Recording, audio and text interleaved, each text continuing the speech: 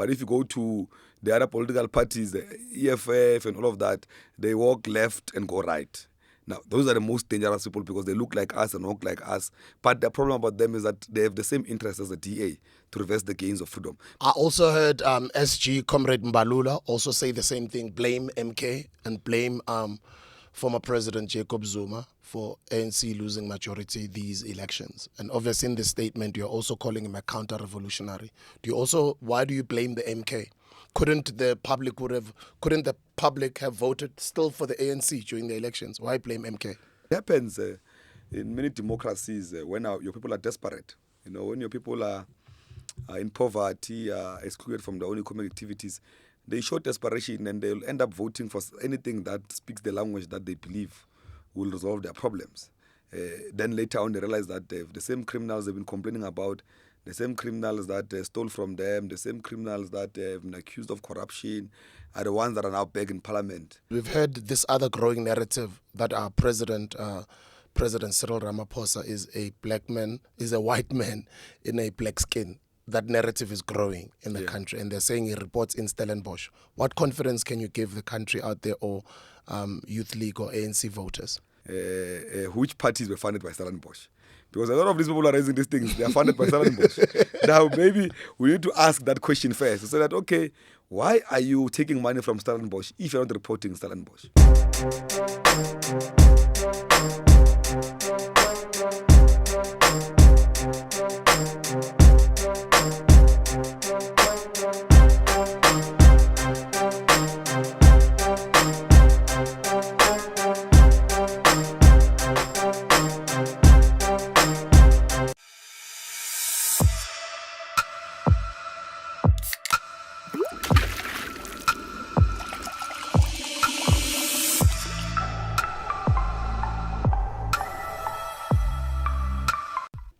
ANC Youth League President Mr. COLLEN MALATJIE is back here on the Hustlers Corner for the second time. The first time we sat here, it was before the elections. The elections have come and gone. We are sitting in a GNU government, and we're going to be having an interesting conversation. Welcome back to the show. No, thanks for the invite, Buddha. Thank you very much for inviting me once again the show. Ngiyabonga, ngicela uyidonse kancane mic beseduzane kwakho. Yeah. Maybe just fix it ukuthi khona ukuthi ube grand, as long as comfortable nje. No, right. Yeah. Yeah. Let's start there with the elections. I don't think you anticipated getting less than you're on 40%, less than 50% as the ANC. How do you feel, and what's the way forward? Look, it's a bad feeling. We've never thought that the ANC will be at that 40%, especially after so many interventions that the ANC has done, to the level of middle class of belt in the country, the access to education and access to service that didn't access before. But maybe it's clear that more must be done. A lot of people are complaining about issue of service delivery in their own areas, even if you've built them houses. But if you're not servicing the roads, if you're not servicing the houses, if you're not servicing storm water, drainages, there's always those problems of water shortages. But also, we went to elections after a long time of load shedding, where there was an energy crisis in South Africa. Now, we understand that it was a difficult call, but we've stuck to our commitment. We've committed to the South Africans that will resolve the energy crisis. And I think all South Africans can see that we're working on it very hard. The damage caused on the energy power stations, the maintenances and all of that have caused so much damage that it was very difficult. We just changed overnight. But I can say it's over 100 days since after elections. The people were saying that there's no load shedding because we're going to elections. But now it's over 100 days maybe since after elections. We still have, our lights are still on. Southern Comfort. Some of us know it as SOCO. They have hooked up with DJ Chaotic, one original spirit with another. If you know Southern Comfort, the smooth whiskey base with stone fruits and spices, you know you can mix it with just about anything. You can mix it with lemonade, cola, orange juice. Yes, you can mix it. Now stand a chance to mix it up with your mates, because Southern Comfort is giving away a house party valued at over 100,000 rands with DJ Chaotic at the decks. If that's talking to your original spirit, buy a bottle of Southern Comfort to enter. Details in store. Southern Comfort, so tasteful, so original, drink responsibly, not for sale to persons under the age of 18. Obviously, there are many areas of challenges of maintenance in Johannesburg, where there's a replacement of pipes, there's water shortages in many areas of Johannesburg, but also city power sometimes gives problems in urban areas. But most of those issues have got nothing to do with load shedding, it's got more to do with maintenance of what is there already. But we went to these elections with high level of youth unemployment, it was a difficult one, where the youth revolted. They did not go out and vote. They did not vote for any other political party. You don't think they went out to vote? Look, the numbers are saying that we've not reached the number we should have reached voting according to what they've been registered. Now, a lot of young people registered to vote but not go and vote. One, maybe they've been demoralized because they don't know which political party represents their interest, or they believe that it's only the ANC that can resolve their problems and they're angry at the ANC and they're punishing it by protesting with their votes, which I agree that it's only the ANC that can resolve their problems. We've mentioned many issues since the election, the issue of export quotas. We spoke about reindustrialization, that the only way to resolve problems of this country is to reindustrialize the economy. And you can see the Minister of Trade and Industry is speaking about it now, the industrial policy, where we must focus on the industrialization of this country and making sure that we put export quotas in place so that 70% of our raw materials remain in this country to revive all our industries, to create employment, but not only employment, but also business opportunities. Now, we can't have factories closing down in this country when we've got so many raw materials that we're exporting to other countries to revive their economies at the expense of our people. Now, you were saying the youth didn't go out and vote. What role did the ANC Youth League play to make sure that young people go out there to vote? And what is the lesson with the punishment they've given you? Look, we've went all out. We've created the campaign of the ANC. Everyone was, they'll see. We've mobilizing, we're doing rallies, we've been door-to-doors. We've been pushing departments, NEFSAs to be resolved on urgent basis. We've pushed the Department of Employment and Labour to put aside over 25 billion for skills development of the youth. The skill 2.5 million young people, which has been pronounced by the president and is in place now. I'm saying we did everything in our power, but we arrived at a time where things were difficult already. We've been elected fresh from conference. We're not just arriving conference or called upon by the president of the country in the General 8 in Mpumalanga that the Youth League must carry these elections. Now, we've never had time to even establish our structures properly. A lot of our structures have been weakened over years. Now, we went to these elections limping, including the ANC Youth League. It was very difficult, to move around. It was a lot of funders not fund African National Congress. Those who are owning means of production went and funded other political parties that wanted them to take the inside of power. They funded any other political party apart from the African National Congress. Now, even the Youth League went through these elections without resources. In the past, you'll find that we've raised enough resources to mobilize the youth in all corners. Now, we're operating under difficult conditions. This is one of the most difficult elections the ANC has ever went through. If you have seen, even posters went late, because in the past, we'll print our own posters. These past elections were dependent on donation. Donations take long, and we're the most underfunded. If we're according to the party is too big to be underfunded like that. All the small parties were funded apart from the ANC because the agenda was clear: take the ANC out of power. Now the ANC is at 40%. No one does not know what to do. They all come to the ANC. ANC help us to get out of this problem because now we're in a crisis mood because there's no one who's got a majority to govern. The ANC is at 40%. All these political parties that wanted the ANC out of power are coming to the ANC. The ANC want to govern with you, open our doors. We thought it's going to be easy, this thing. But we're seeing that we're at the verge of plunging the country into a crisis. Now, let me actually play you a clip that I posted on my YouTube the other day. And then from there, I'm going to continue with my next question. I want you to listen to this. Let me play this one here. Was saying that the JNU must not reverse the gains of freedom. We know that South Africans did not give us majority to govern alone. That's why the ANC has invited everyone to their house. People must not come to their house invited by the ANC. When they arrive in the house of the ANC, they want to tell the ANC what color furniture they must put in the house.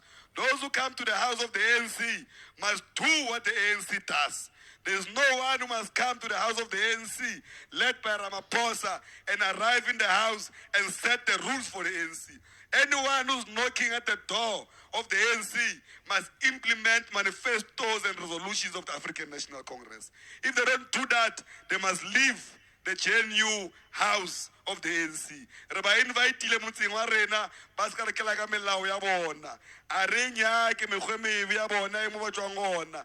Ra ba ke ka mo because some South Africans felt that they must be part of us. But when they arrive, they must make sure that the battle for economic freedom now, not later, happens.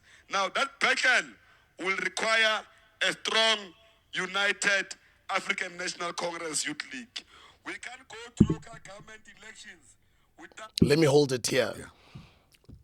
You don't have the majority, but yet, as you're saying, parties are coming to you to speak to you with your 40%. A lot of black people seemed very disappointed that you chose a conversation or to form a government inviting DA to the table, of which you differ very, very... I think out of all the other political parties that are on the left, you differ too much with the DA. But I think a lot of black people have been angry with the ANC for choosing the DA and bringing them to the table. And one of the things that you said in some of the interviews that you were doing immediately when after the elections was that people need to remember that the ANC is a multiracial organization. And I think that was sort of a reminder to also a lot of black people.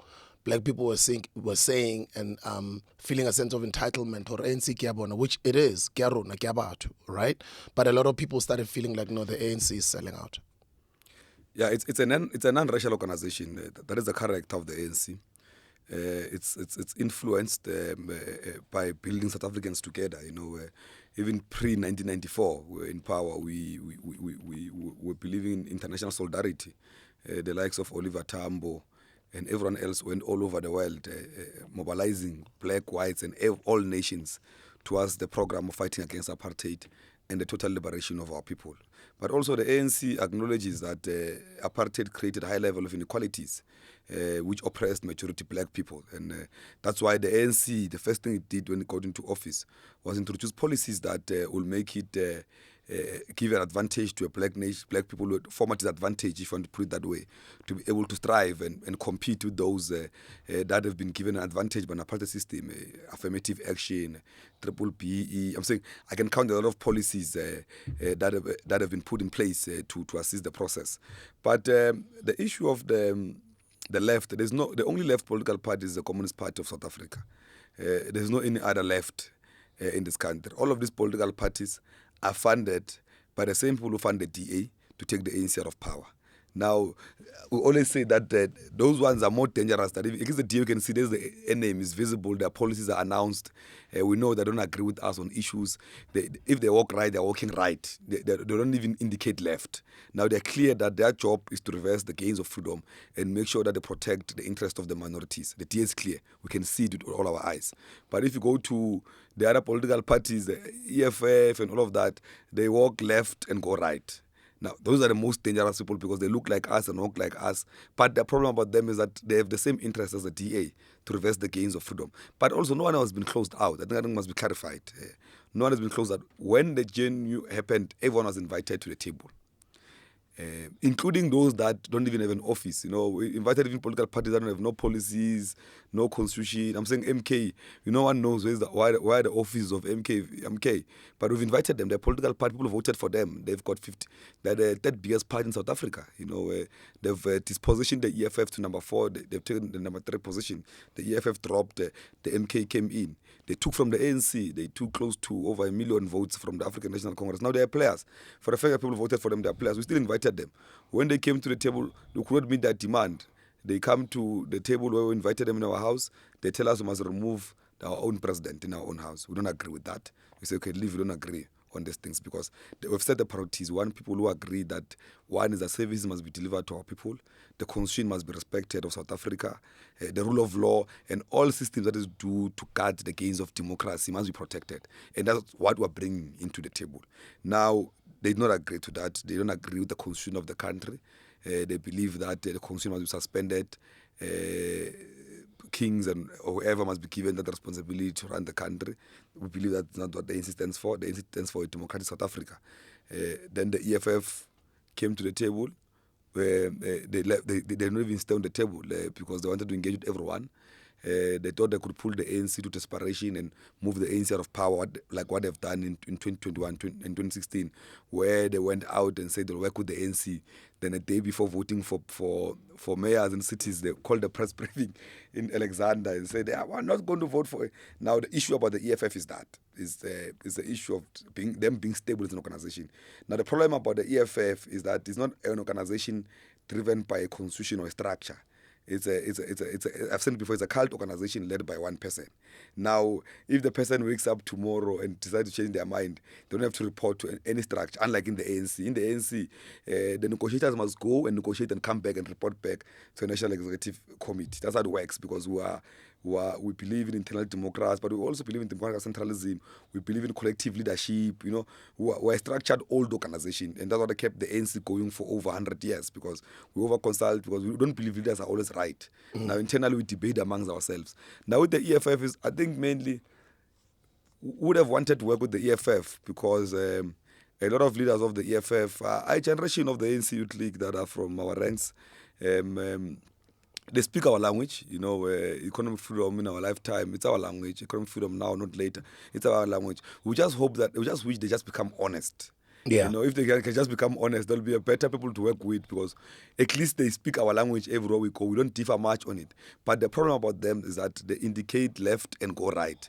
Now, they're not people, they'll create instability for you if you work with them, because today they think like you, tomorrow they don't think like you. Now, there is no principle or principles on that relationship. It's a relationship dependent on an emotional behavior of an individual. Now, economic freedom fighters, that's the name. You're saying some of their policies are similar to the ones of the ANC, and obviously they are a breakaway party from the ANC. When you were campaigning using the slogan, economic freedom or death. What did that mean, and how will the youth structures, the youth league, influence the bigger mother body to make sure that there's economic freedom in our lifetime for young people? Look, the reason we say economic freedom now is because we can no longer postpone the revolution. It's 30 years later. We're fighting every day in the ANC. Not everyone agrees with us, obviously, but we're lobbying. If you have heard the president since the youth league has came, because we're speaking more about the economy, export quotas, if you've been following even government platforms, he calls the youth league now. That it means we're trying to influence. We're getting somewhere, because our role in the ANC is that we're a body of opinion. We lobby and mobilize these people. The ANC allows that. It's not illegal in the ANC to have a different view on how we push it. But I think we're winning. The elections have shown also, those who are in the ANC, that if you don't change the economic structure, the ANC will wake up one day with 5%, because the biggest punishment of the ANC is the economic structure. Our people are saying they are hungry. Our people are saying there's not much changes since 1994 when it comes to the economic structure. The economy is still in the hands of the minorities. I'm saying, so if you want a loan now for your business, you won't get it. But if you want a loan for a car, you'll be approved immediately. The land is still in the hands, of the minorities, the farmings and all of that. Now we're still spectators. Yes, we've achieved political freedom. Yes, we've achieved certain areas of education. We've done very well as the ANC to open access to education until tertiary level for the youth of this country. But post those degrees, what happens? If your parents don't own factories or don't own, you're not going to be able to participate in the economy of your own country. Now, you're still excluded, no matter how educated you are. Before, they used to say it's an issue of education. Now you're educated, you're still excluded from your own economic activity. Now, the system is not sustainable. We need radical change. But 30 years later, it's our generation that must change that. No one else. There's no one sitting somewhere who's going to come and change this thing if it's not us. The old, in most cases, they've reached the ceiling. It's natural. Even those that delivers us to this democracy we're in, they've reached the ceiling and handed over to a new generation. There's a generation, that it was unable to unlock itself. And I think it's a debate that society must speak about. That generation of the Meluski Gabas, the Mbalulas, and they were unable to unlock themselves, because honestly, they were supposed to be the ones in charge of the country fully now. We're not supposed to have people in charge of the country if it's not them now. I'm saying we're supposed to having them as presidents, Kigabas. I'm saying those are people that naturally it's supposed to be their time now, because if they're still stuck with those ones who are in exile, with those ones who are in Robben Island, that's in the system, it becomes a problem. Because we don't want to be like other liberation movement in Africa where one leaders, they lead until they die. The ANC has not done that. The ANC has introduced in democracy internally and externally. But I like when you're talking about that generation, they should be the ones that are actually running the country right now. What is the Youth League doing in influencing the mother body for youth representation in Parliament? Look, we fought. I think it's good that I've asked that question. When I was in Parliament, before I took my pension, were only 4 young people below the age of 35. Yeah. At this point, were more than 16 young people. Those are under this difficult condition of the GNU. Now, if it was if the ANC achieved over 50%, it would even be more. I'm saying it has never been achieved since 1994.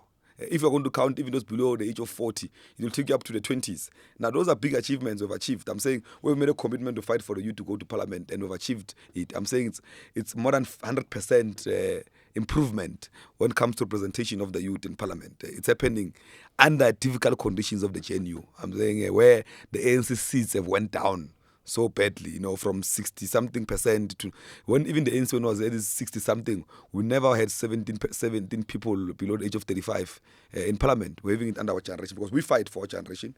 And what made it easy, it was when I did not accept to go to Parliament.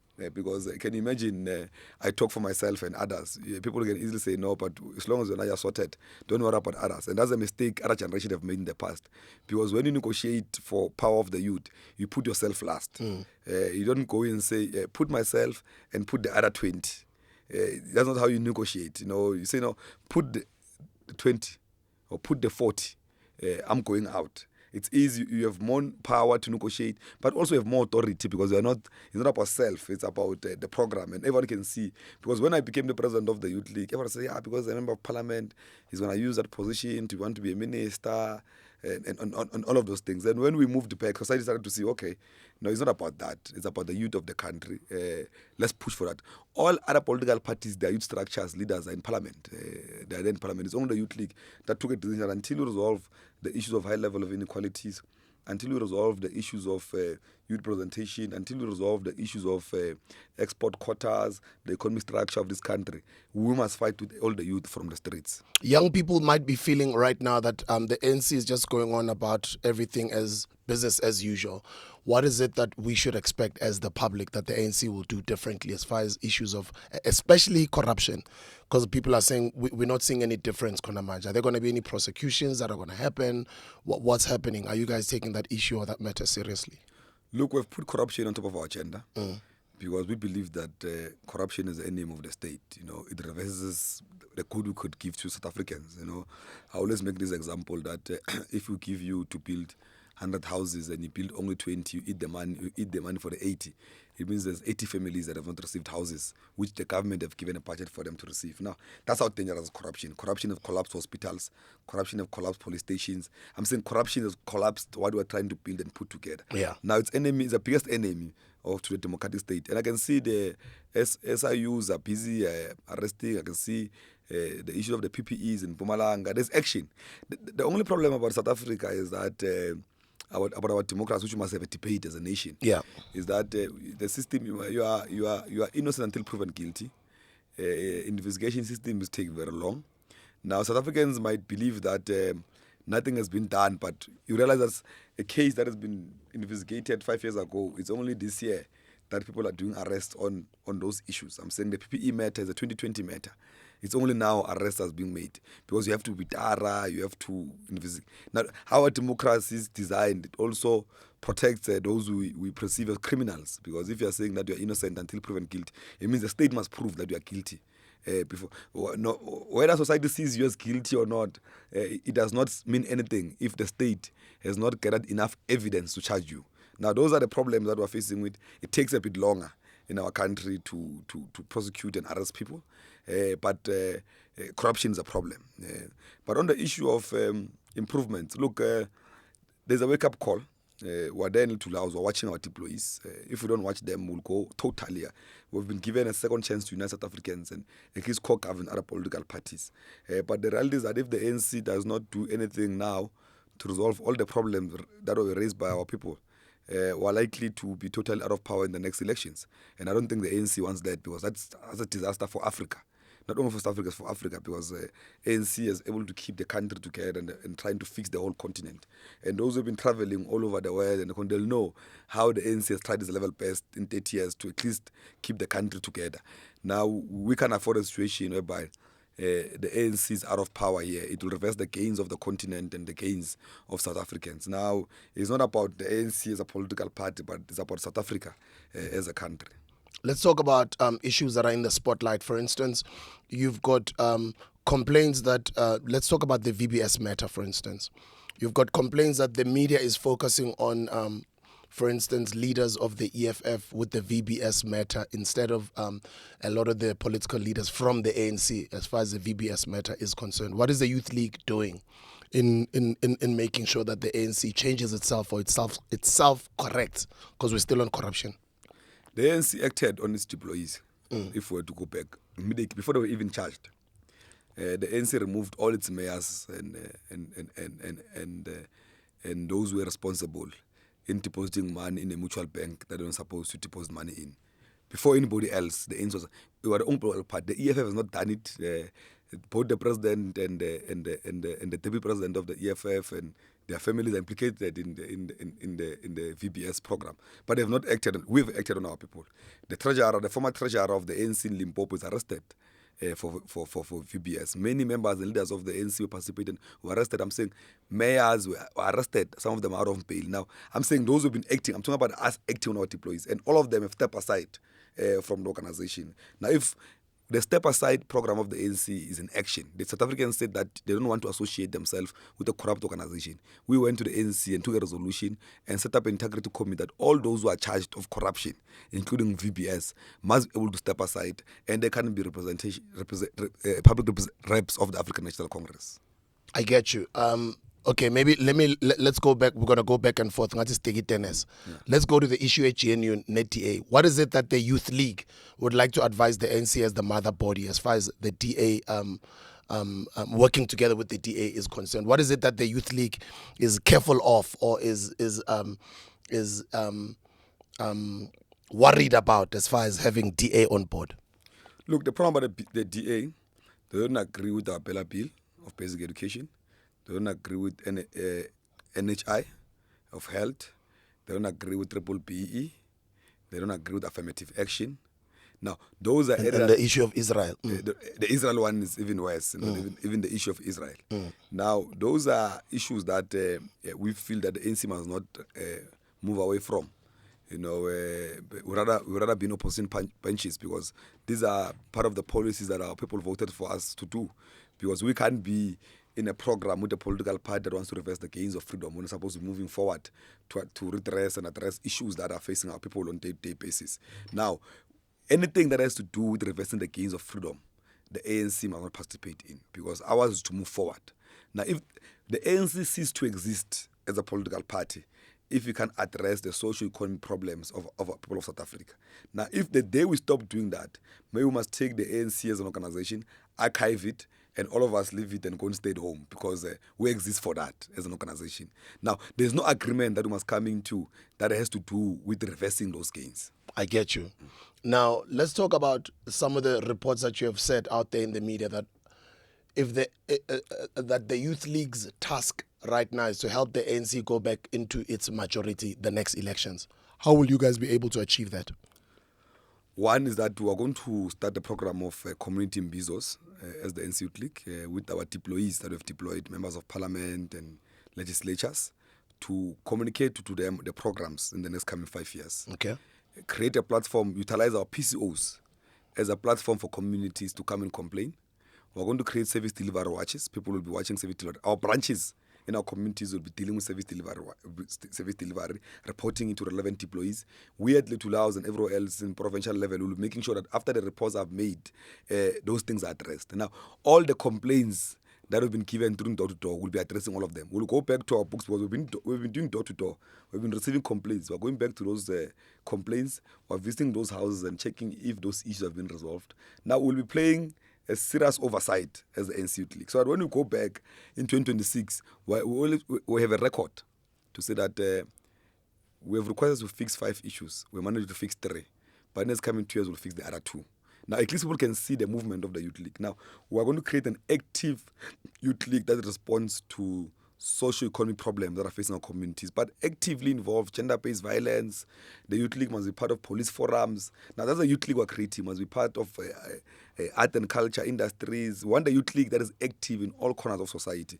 And we believe that that is the only way we'll bring back the ANC closer to the people. And then I'm going to play one of your speeches again, and then I'll come up with a question. Our structures intense and united.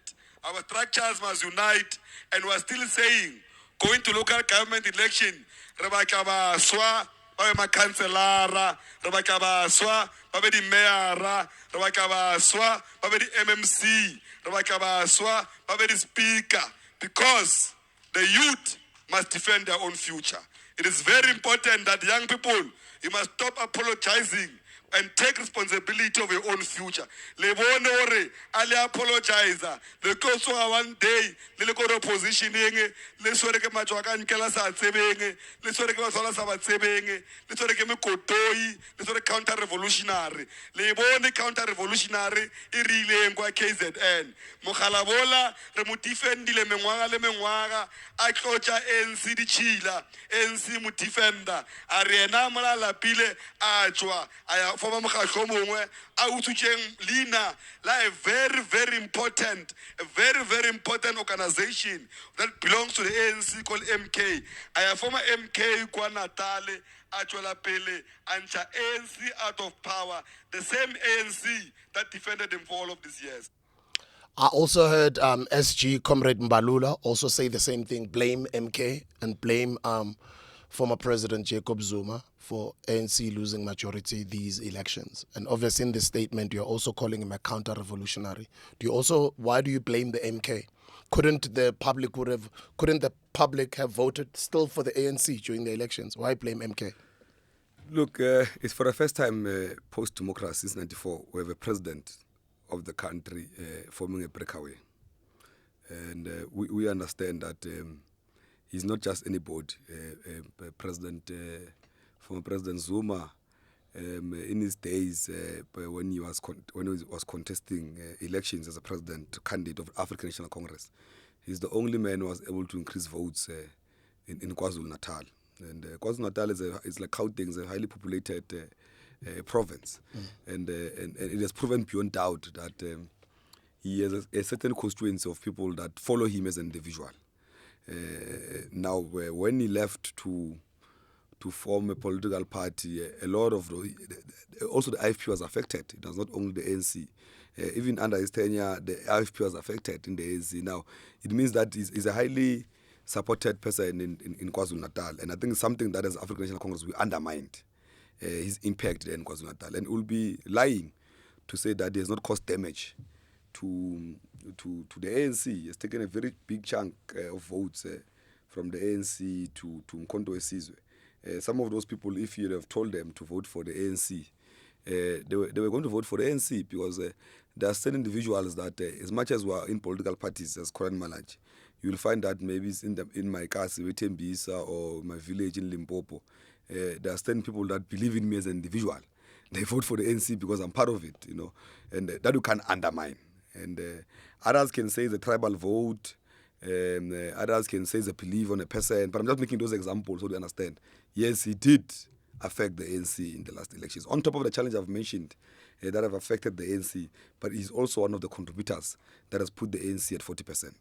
And what do you think of the Progressive Caucus currently? Parliament just opened last week. It's hardly been a week or so.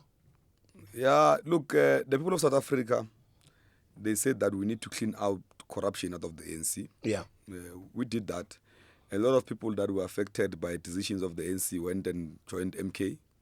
And we are not going to regret those decisions because we're called by South Africans. We're just shocked that the same South Africans who said we must clean them up, they went and voted for them. But I don't think when South Africans also voted for MK, they thought on the list they'll put people that they did not want, people that have got a track record of being accused or removed in position because of corruption or maladministration and all of those things. But they are seeing it now, South Africans. We hope that they're learning from their own mistakes, that every time you vote for a cover you look at the cover of a book before you buy it. It's very important sometimes to read what does this book has inside, because you might see a cover being colorful, but inside the book, it's what you don't want. Now, those are things that we need to look into. But it happens in many democracies when your people are desperate. When your people are in poverty, excluded from their own economic activities, they show desperation and they'll end up voting for anything that speaks the language that they believe will resolve their problems. Then later on they realize that the same criminals they've been complaining about, the same criminals that stole from them, the same criminals that have been accused of corruption are the ones that are now back in parliament, getting paid by their taxpayers' money to continue protecting what they've been accused of. Now, those are areas that we're in where there's nothing we can say. It's democracy. When the ANC fought for this democracy, it not fought it for itself. It fought for all South Africans to be full participant in it and make decisions, whether bad or good. But the beauty of democracy is that people participated. There is this growing narrative that the ANC has sold out. What confidence can you give to an ordinary man who say Renkeni, Konamanje, Norti, or the Sangweni, or anywhere in the country that the ANC actually hasn't sold out, or has it? The ANC will never sell out. The ANC has got a track record of always putting the country first. The first GNU under President Nelson Mandela, they said the ANC sold out, if you remember. When at that time we were at the brink of a civil war, where there were serious divisions in the country, where Mandela had to bring in everyone. And that time we had majority to govern on our own. But we had to take people that have been arresting them or torturing them, bring them into the same government. But sometimes putting the country first assists. It created stability because many countries, when this thing happens, a lot of civil wars happen. People kill each other because of tribalism, kill each other because of racial groupings, kill each other for different reasons. And we are able to keep this country together outside civil war when everyone wanted us to kill each other.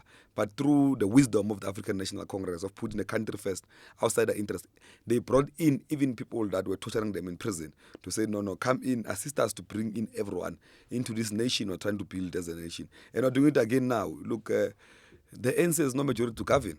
South Africans did not go and vote for the African National Congress. Now, it had to open a door to unite South Africans because failure to do that, there'll be instability in this country. I don't know if you want your kids to grow up in a country where there's high level of instability politically, where there's civil wars, even the same DA that wanted to pull the ANC below 50%, when it arrived there, they realized that South Africans will not allow them to govern. They will not allow them to govern because they still see them as apartheid agent and all of those things. Now, the only political party that still has a bit of credibility, the African National Congress, and the African National Congress did not become arrogant and say EFF, DA, all the small parties, let's sit in the back benches and allow you, let's see to finish, because they knew the dangers of that. They knew that they will wake up tomorrow, there will be no country, they will have bent down. Now, the ANC had to come back and say, guys, come back. You have attempted this, you have misled South Africans. Now, let's build this thing together. We brought in different ministries, different political parties. The IFP is part of those political parties. The TA is part of those political parties. Even the PA, the PA, the only political party that has consistently spoke against what. I'm not speaking about people who are just yellow, blue, green, moving around. I'm speaking about the PAC. Has always been consistent on the issue of land, and they've been given that responsibility to deal with. Now, all political parties have been brought in to say that let's do this, let's work. The DA has always been speaking about them being able to build an economy that is inclusive, that can create jobs for all. They've given them an economics cluster called they are part of the many economics cluster departments. Now, everyone is playing a role in fixing this country that they're saying is broken. Now, everyone is in it, and I don't think it's selling out. I think we're caught between a rock and a hard place. We're caught between leaving the country to collapse or being selfless and bringing everyone on board to save this country. Because South Africans gave us something that no one can work with. We had to be creative, utilize the wisdom of a political party and the history we have to bring everyone together to move this country forward. Comrade Zizi Godwa, I think he was a minister, and because of the charges that were brought against him, because of the step-aside rule that we were speaking about earlier, he did step aside. But then the public saw him in Parliament a few weeks ago. And today, as I hear, he has, I'm not sure if those reports are confirmed, or he's also stepped aside from Parliament. Why and how did that happen? You see, there's two ways. One is that when you are gazetted and registered as a candidate, you're on the list. What the Comrade Zikora should have done after he has been charged, when he stepped out of the NEC and NWC of the ANC to clear his name, he should have resigned as on the list of Parliament. I don't know what was. Comrade Zizi is a very seasoned cadre of the movement. I don't know what advice he got to agree to be sworn into Parliament, because it was creating problems for him. Because when you are saying that you are a man of integrity, because Comrade Zizi voluntarily stepped aside from positions of the ANC. He was not forced by any step aside, but any integrity committee. He voluntarily stepped aside. Now he could have done the same in Parliament, so that society can see that this is a man who's been charged of these charges. He's saying to society, I'm stepping aside to go and clear my name so that I come back. People have done it before. Mabuya Kulu in KwaZulu-Natal. He stepped aside before even the step-aside rule has been put in place, if you remember, as a MEC of Economic Development and as a deputy chair of the province. I'm saying there was no rule set for him to step aside, but his conscience told him that I can't continue to drag my political party into this thing. He stepped aside. He cleared his name, was found not guilty of all the crimes. He's back in the organization now. Now, that is a man of integrity. Now, we want all our you don't have to be forced. If society saying must step aside, it's fine. What we need to fast track, that what makes people get frustrated sometimes, that these institutions of the state, they take too long to conclude these cases. Now, sometimes they take 4 years, you are at home, then after 4 years, you're found not guilty, but now your name is damaged, you are unemployed, you are not employable, you have not been participating in your own political party. Now, that's the disadvantage of that system, is because then they say you're not guilty of a crime, then 4 years of your life has been on. Nothing has been happening to your life for 4 years because of that issue. Now, what we should be pushing for is that the institution of the state must move with speed, because it disadvantages a lot of people who respect the rule of law, who respect the integrity of the ANC. Because once you are charged, you step aside, then you are at home, nothing is happening. It's a problematic. Now, fast track them, close these cases within a year or so. If you have charged somebody, it means you've got evidence. Now, pushing the court process, let's argue it. Within a year, let's close it. If I'm guilty, I must go to jail and serve my sentence. If I'm not guilty, my name must be cleared. I continue my life. VBS Comrade Zolim Kiza, he's got a cloud hanging over his head, and we've heard reports that he also received some money from the VBS saga. Look, the only report I saw was that they're saying that he fundraised money when it was TG of the ANC for VBS.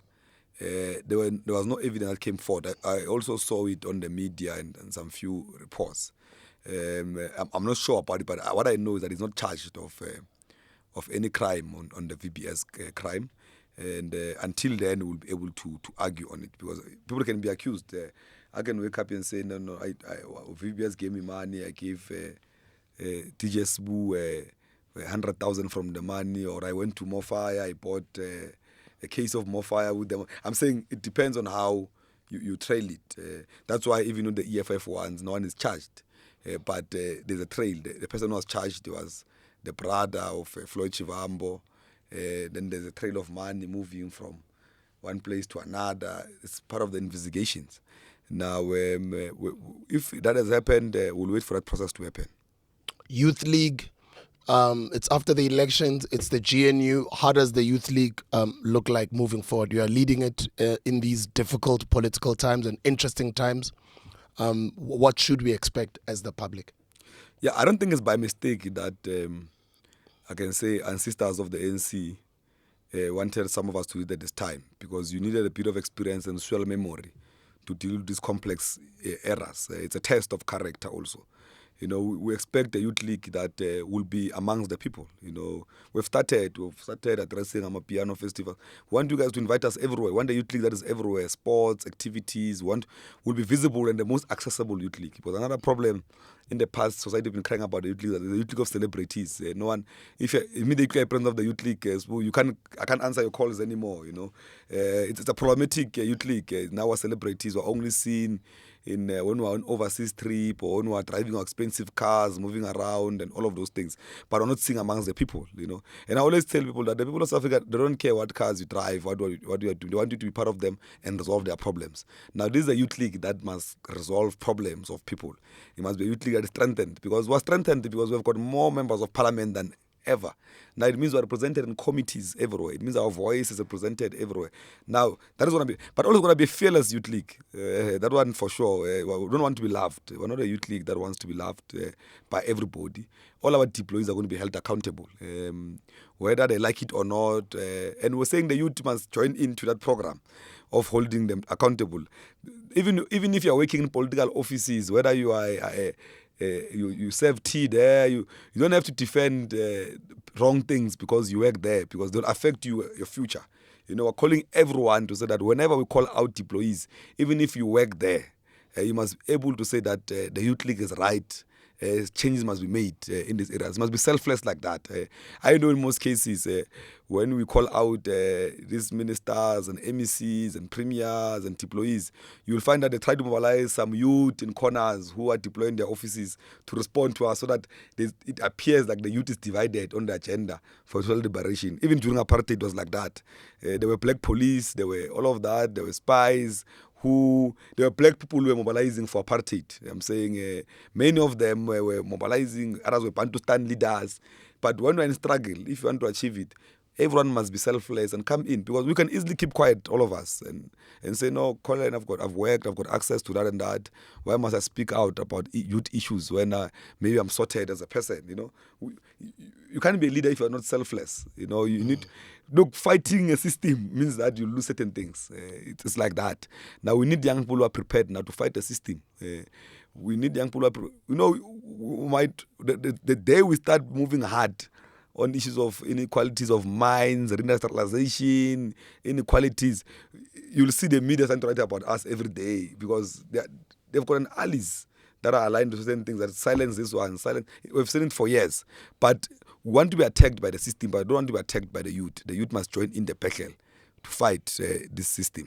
South Africa is known for being an Ubuntu country, country that gets in Klompo, respect for the elders, etc. We've just had our president a few days ago complain about EFF leader Mr. Julius Malema, saying he's been insulting him. A lot of South Africans came out and agreed.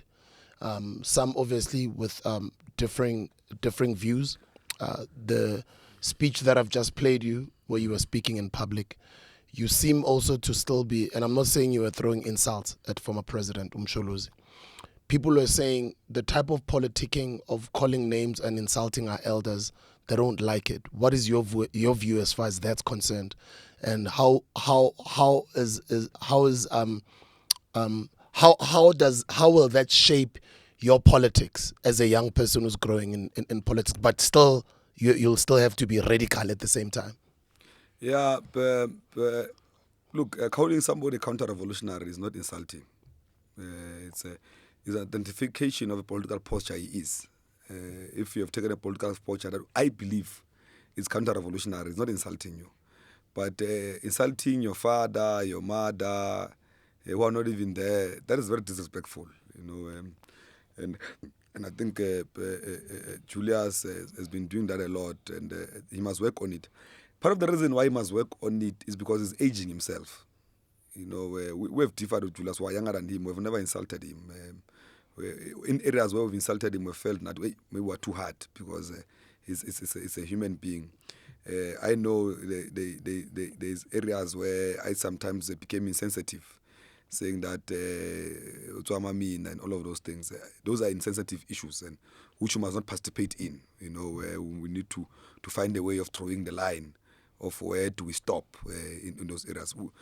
We get hyped up sometimes when we're in platforms and say things we're not supposed to say. But those are things that must be corrected. They can't be declared as right because those are not right politics. Politics of insult, not right politics, but differing.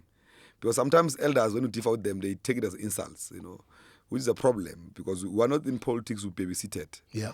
We're not here for that. We're here for social change. We're here to resolve socio-economic problems of our people. Now, if it means it must be hard in how we say it, then let it be.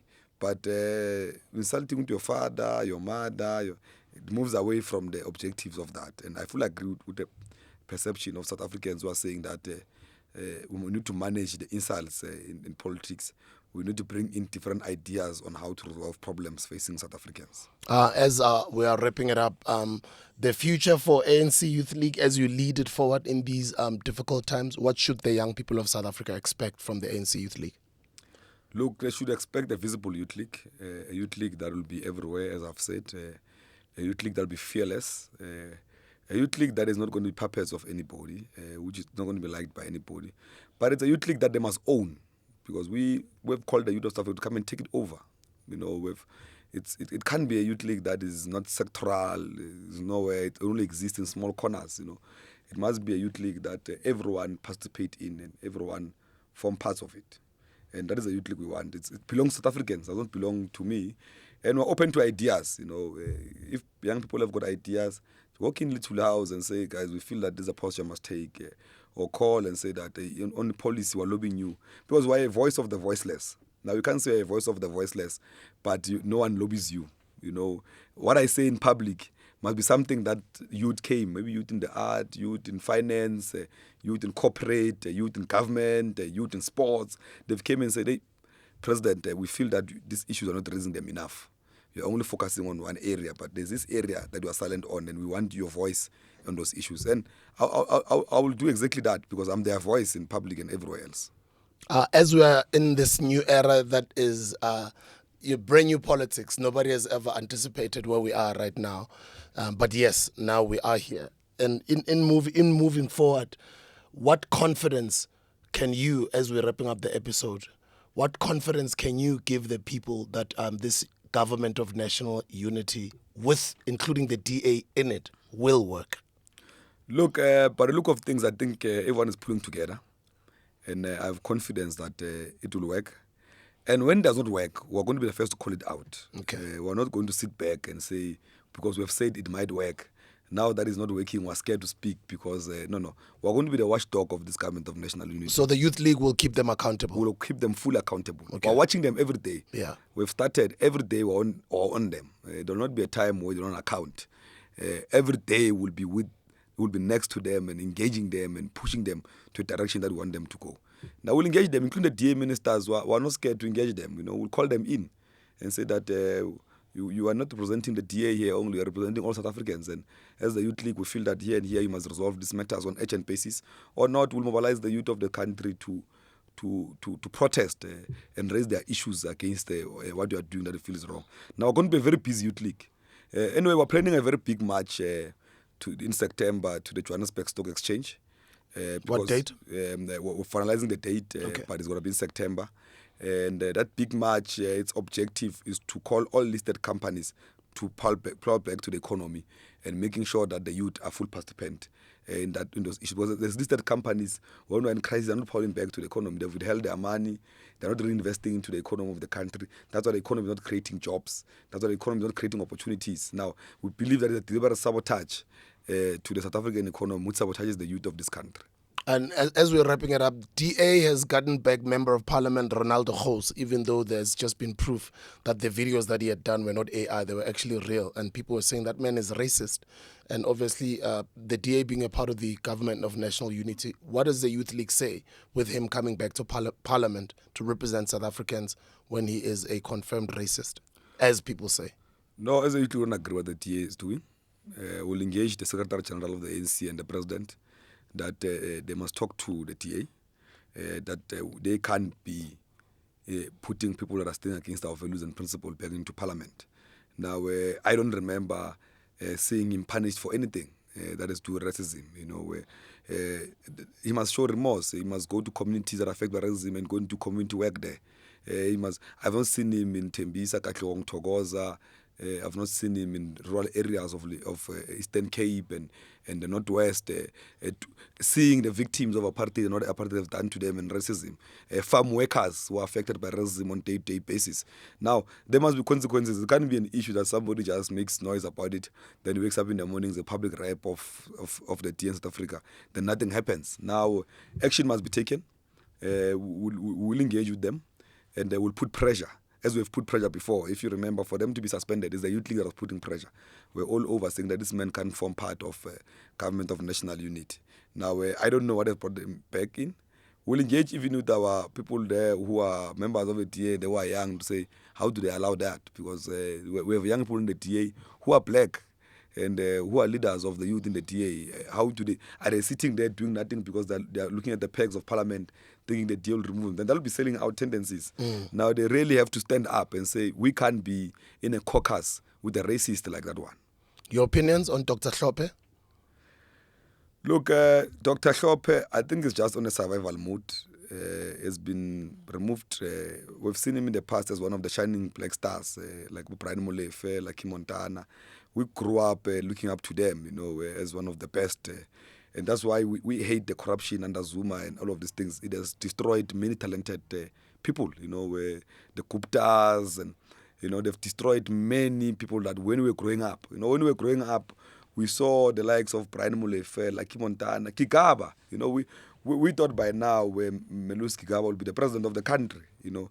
But that system of JZ that was ruthless, that was not protecting the youth of this country, that destroyed a lot of administrators that was built by Thabo Mbeki, Nelson Mandela, which is very painful to see them acting out of character. You know, and we know it's not them, they're just responding to survive, but we can see from a distance that these people are acting out of character. These are not the same people we were looking up to when we were growing up.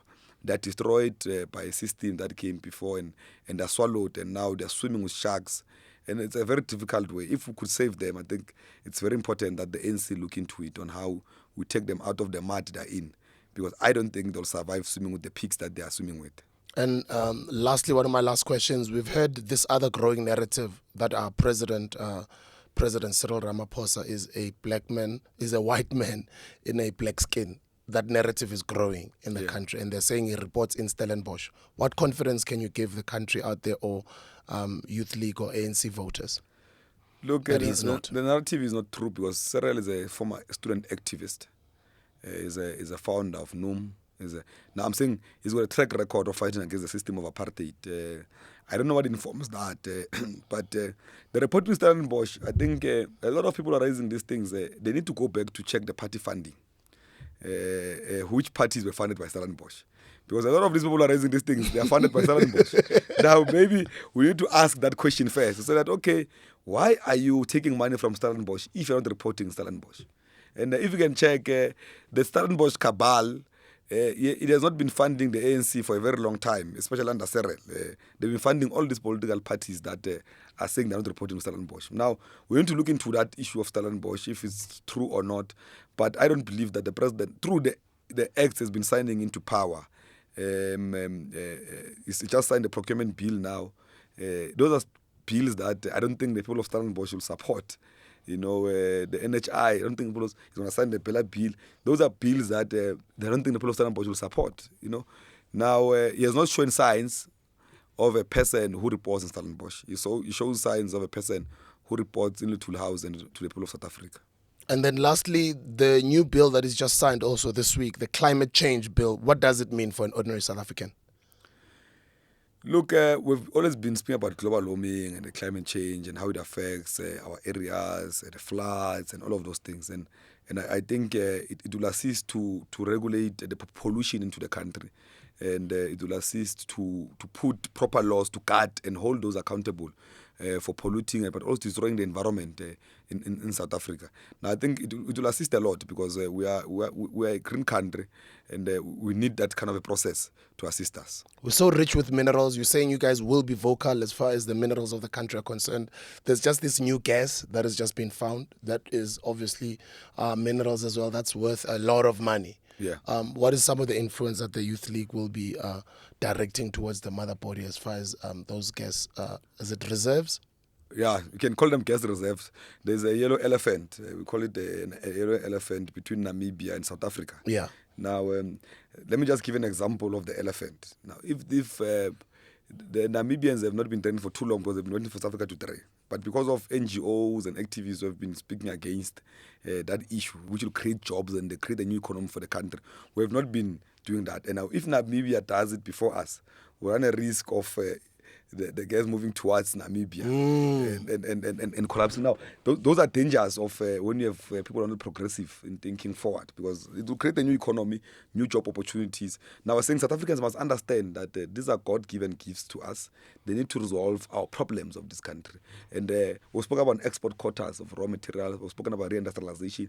Now, those economies will require us to utilize our own minerals below the soil to resolve them. Now, we're pushing very hard that they must move fast. There's no time. People are dying of poverty. South Africans must be able to be out of poverty. They've got the minerals below the soil that can resolve all their problems of South Africans. We can employ everyone in South Africa to a point whereby we even import labor.